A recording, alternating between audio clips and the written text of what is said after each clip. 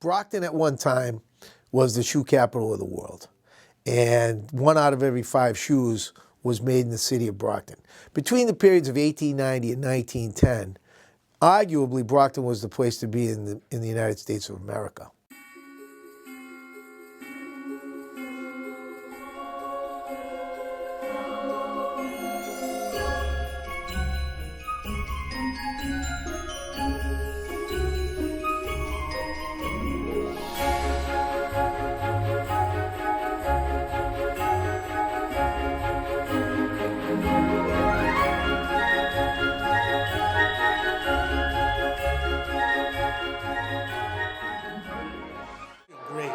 I feel great. It's a wonderful time of year for Brockton. It's 125 years since we celebrated this unbelievable holiday, and we're back 125 years later doing it all over again. Edgar's business was in downtown Brockton. In the early periods, his store was right now where the James J. Adams garage is. That burned down, and subsequently Edgar built a larger store and bought out his partner. And that store became the first concrete department store in the United States. The holiday spirit is the type of thing that just burns bright in every heart around this time of year, and it's going to happen today. People are going to love it, and I'm going to love it myself. Edgar was one that would do a lot of things for children in Brockton. He was very philanthropic. He used to do so many things within his store, dress up in costumes, one being George Washington, another being an Indian, another being a clown. He also studied illustrations that were created by Thomas Nast. And Thomas Nast was a political cartoonist and had drawn many cartoons with St. Nicholas. And Edgar, one year, decided that he would take one of the illustrations from Thomas Nast and bring it to life. So he went to Boston and he had a red suit made up so that he himself could become Santa Claus in his store. And he did.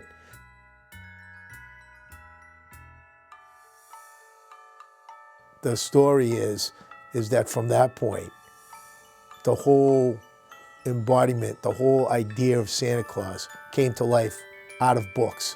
Don't forget, in those days, you could only realize Santa Claus by reading in a book, or you'd wait like a wide-eyed child for him to come the next day through the chimney, but you'd never see him.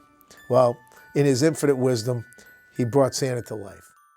So it was 125 years ago, my boss, James Edgar, brought this community together with his influence in the business community and his love for children of this city. Tonight and all weekend, we honor this great Brocktonian by bringing our community together through the performances of the Brockton Symphony Orchestra, Brockton High Chorus, Massasoit Theater Company, and many talented people connecting education, art, literacy, and culture with the children and families of Brockton.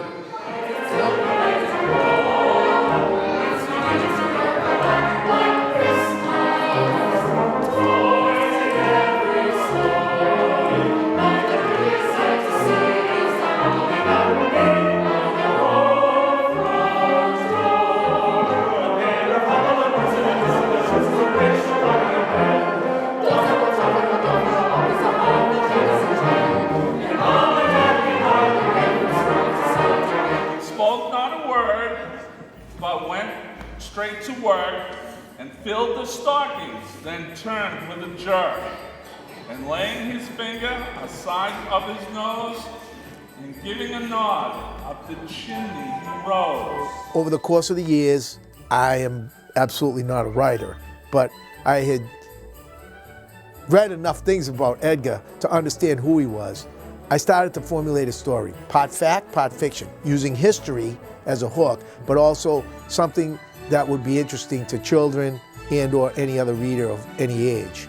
So I had put together a story, and this year we decided that the Friday night event would be a story to be told to the children of Brockton.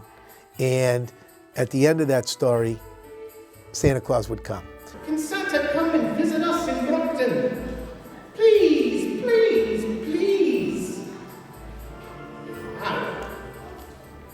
a problem, a challenge, a puzzle. But I am a doer. That means I get things done. So children, hold up your candy canes and say, we believe, we believe!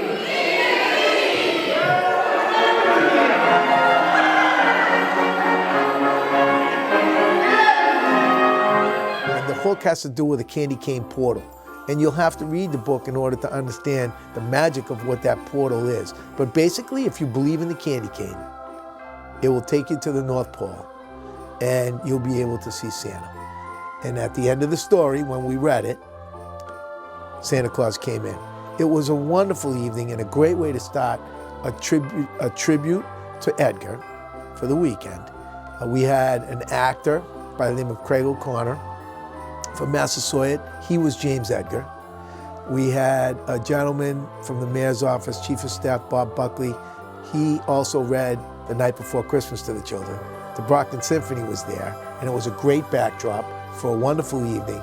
And after James Edgar himself read the story, Santa Claus came.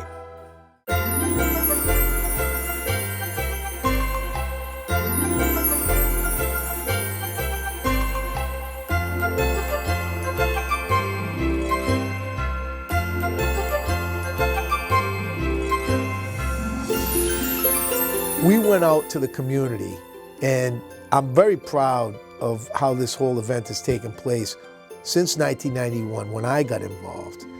Meaning that we reach out to the community and it represents all aspects of the community.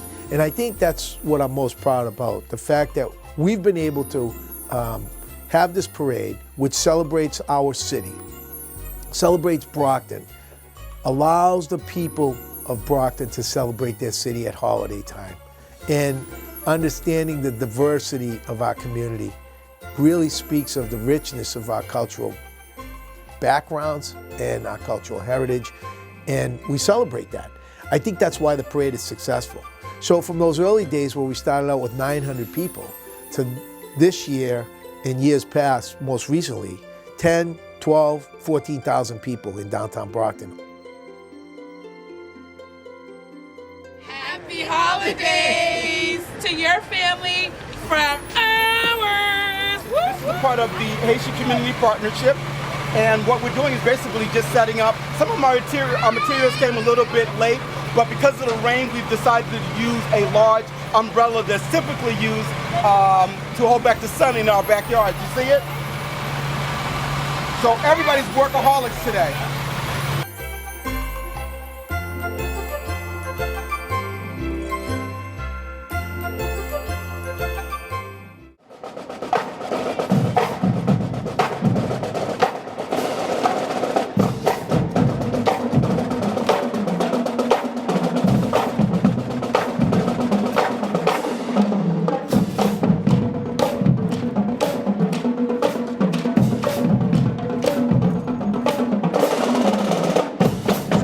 Public Schools has been a tremendous ally and a tremendous partner in this. And so now you have children and families that come together in the representation of what it's all about. So I was very, very excited coming off of Friday night going into Saturday and to see what this was all about. And as you can see, it was a tremendous success. It rained that day, the first time in 24 years. But people came out, and they came out because they wanted to see their children perform in the bands. They wanted to see their organizations and the floats that they created. And I think for me, there was nothing but a pride that I felt, only because I go back to 1991 and remember how difficult it was to rally everybody around this event that I don't think anybody really understood.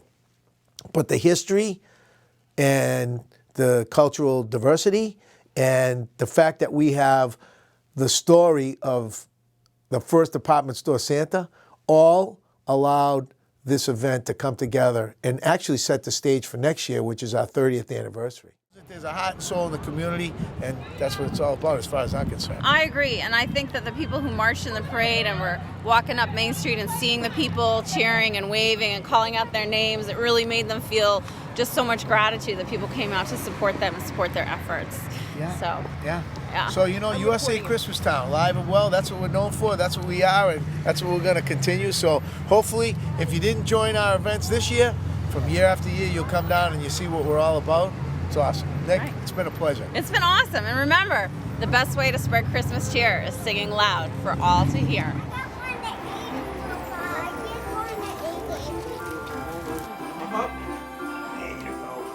Hey, have you right over here, baby. Here we go. 1, 2, 3.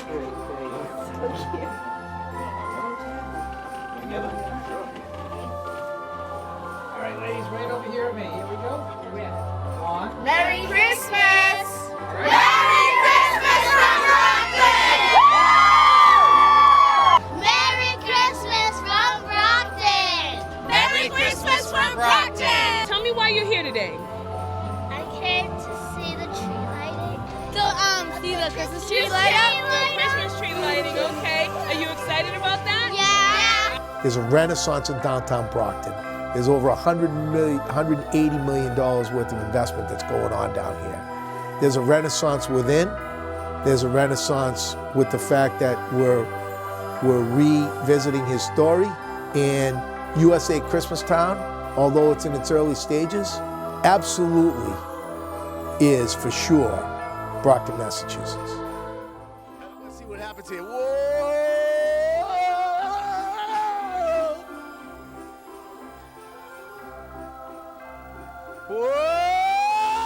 Whoa! Danger! Danger! Will Robinson!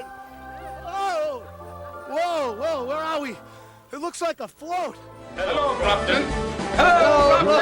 You've got tons of people down here having a lot of fun in downtown, and it's a great way to kick off the holiday season. For the first time now, I feel like it's Christmas time. I'm ready to be in the spirit. Because you guys are our future, and we are proud of you.